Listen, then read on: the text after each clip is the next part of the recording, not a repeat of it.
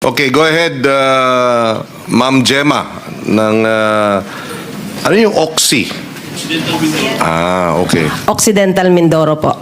Oh, sige, go ahead. Mr. Chair, magandang umaga po. Nasa amin na yung position paper ninyo, no? Opo. Okay, but go ahead, sige. Magandang umaga po sa iyo, Mr. Chair, at sa lahat po ng naririto.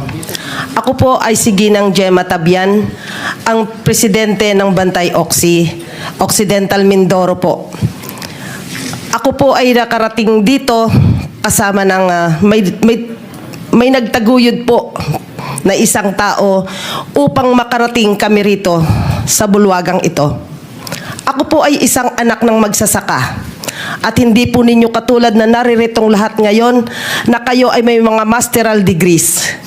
Ako po ay napakababa ng aking pinag-aralan. Subalit bilang isang anak ng magsasaka ng Occidental Mindoro, tumayo po kami. Tumayo po ako. Tumawid po kami ng dagat upang marinig ang aming boses sa Occidental Mindoro sapagkat hirap na po ang magsasaka ng Occidental Mindoro.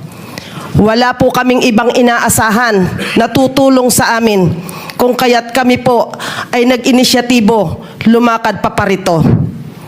Iniwan po namin ang aming mga pamilya, iniwan po namin ang aming mga palay na kung saan kahapon daw po ay inabot ng ulan.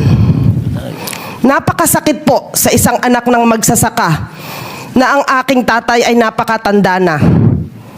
Tatalikod, malapit na pong tumalikod sa langit ang aking ama. Subalit hanggang ngayon, mahirap pa din. Ang ibinuhay po sa amin ng aking ama at ina ay ang pagsasaka. Kung kaya, yun din po ang ibinuhay ko at ibinuhay namin sa aming pamilya.